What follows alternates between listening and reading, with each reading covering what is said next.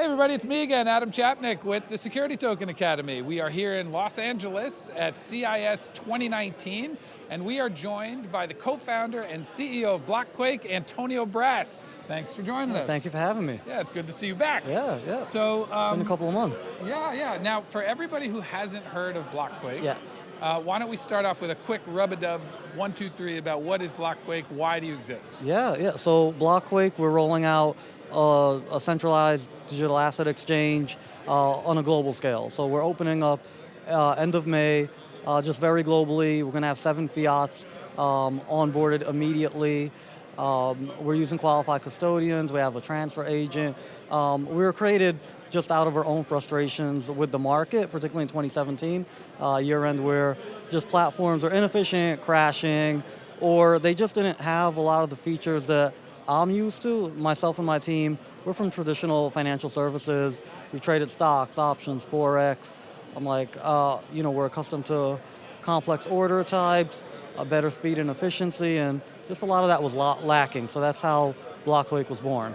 Fantastic. So I understand you have something specific involved. We are the Security Token Academy. Yeah. You have some perhaps news to share about security tokens and BlockQuake. Yes, so we are actually pursuing our broker-dealer ATS currently. Very exciting. And we believe we'll have it in about 6 months. We are, our attorneys are the same attorneys that a number of the other platforms that have their ATS used. So they've got the process down at this point, right? So we're pretty confident. And we're also launching our own loyalty token, probably within the next week or 2. Oh, wow. We're doing a Reg S first overseas. Oh, interesting. Yeah. Starting with an S. Okay. Yeah. There's been significant demand overseas for U.S. projects. Yeah. Because of the fact that we have our securities laws that are pretty tight. Right. There's just a ton of interest. We were in South Korea last week, and they told us they're looking at our project because, they find us U.S. projects to be more transparent, more regulatory friendly. So there is a huge demand for security token projects globally. That is fascinating. Yeah. So do you think that what a lot of the American companies complain about, which is all of the overbearing, the regulations from the SEC, actually may make them more fundable? Which is so ironic, Right. Like we complain so much that there's all these barriers and hoops we have to go through, but I mean, the international markets love that. Like, all right, if they can get through with their Reg D, Reg S, whatever it is, they've got to be legit. So, it's a sign of legitimacy to the international markets that want to fund projects here. Wow, that is hilarious to me.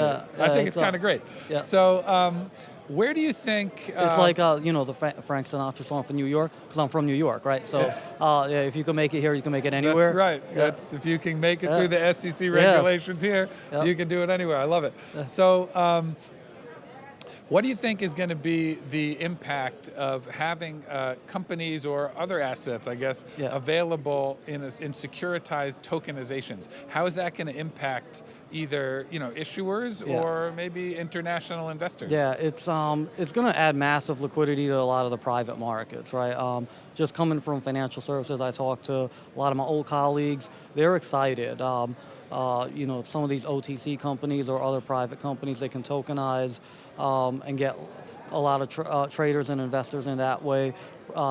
Debt offering instruments, right? There's a lot of private debt out there. Yeah. They can tokenize as well. Stable coins, whether it's gold, silver, silver-backed coins. It's a great way to just add a lot of liquidity to asset classes that aren't naturally liquid. Yeah, I think, where do you think that's going to have the biggest impact in the investor side? Do you think the liquidity is obviously sort of the holy grail, but it doesn't really exist yet? Yeah. So do you think that's going to come from lots of regular people getting involved, or is it going to come from just institutions piling in and boom, there it is? Yeah, I think definitely institutions first because they're looking for this, but at some point you'll see the retail crowd get involved too. I think about real estate, like the little person can't really get in on a real estate deal in Manhattan, right? We were actually talking to a blockchain project that's tokenizing real estate in Manhattan a couple months ago, and they're doing it also to, obviously institutional money, but they want to give like the normal person a chance to buy into some of these properties and get involved. That's exciting.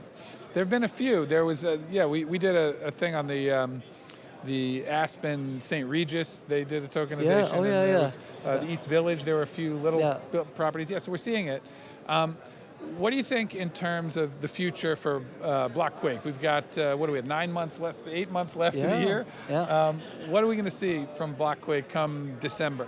Definitely. So once we have the ATS, you're going to see us list more security tokens. I do point out to people, just because something's a security in the U.S. doesn't mean it is overseas. So in the meanwhile, if we find ourselves in that situation and there's a security token that wants to list, we could do that, give them access to the international markets, but just block U.S. retail traders, right? Until we have the ATS. Interesting. So there's that approach that we could take. So like I always say, hey, if you're a security token project out there, still come talk to us while we're pursuing the ATS license. Maybe there's an intermediary solution we could work on together. Great. All right, well, thanks for giving us the update on BlockQuake. Keep coming back and let us know how it's going. Will do. Thank you. Thanks for having me again.